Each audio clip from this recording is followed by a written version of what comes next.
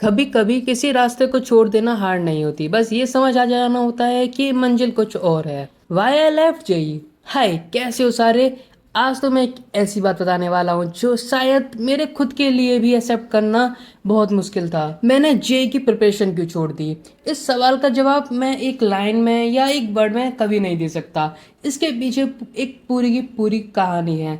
10th के बाद मैंने पीसीएम विद कंप्यूटर साइंस लिया था और सच कहूँ तो मुझे उस वक्त आईआईटी के बारे में घंटा कुछ पता नहीं था। आईआईटी क्या है, जेई क्या होता है, मेंस और एडवांस में क्या डिफरेंस है, मुझे कुछ नहीं पता था। फिर जैसे जैसे बड़ा हुआ, सोशल मीडिया से कनेक्ट हुआ, धीरे धीरे इन सब चीजों के बारे में अपने आप पता चलने लगा कि डॉक्टर बनने के लिए क्या करना पड़ता है, एक इंजीनियर बनने के लिए क्या करना पड़ता है, सब कुछ अपने आप ही पता चलने लगा। और फिर वही हुआ जो शायद हर पीसीएम स्टूडेंट के साथ होता है। 11th में आते ही एक अलग सी लाइफ बनी।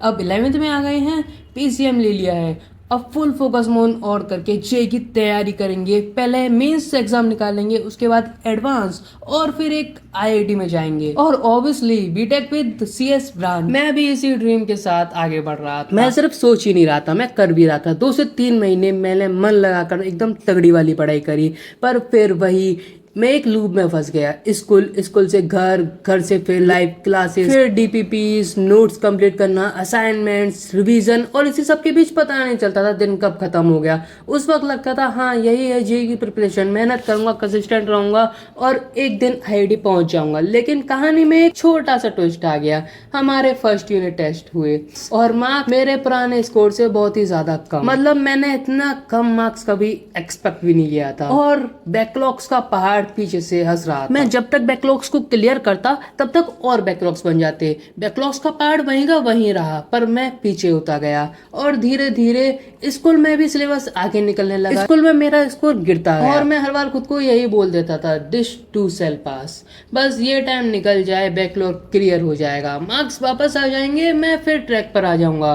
पर ऐसा कभी कुछ हुआ ही नहीं। बैकलॉग वहीं का वहीं रहा, मार्क्स कम होते गए, और 11th का एंड आ गया। फाइनल्स एग्जाम भी हो गए, और उन एग्जाम्स में मेरे मार्क्स इतने कम आए, लाइक मैं बॉर्डर पर पास हुआ।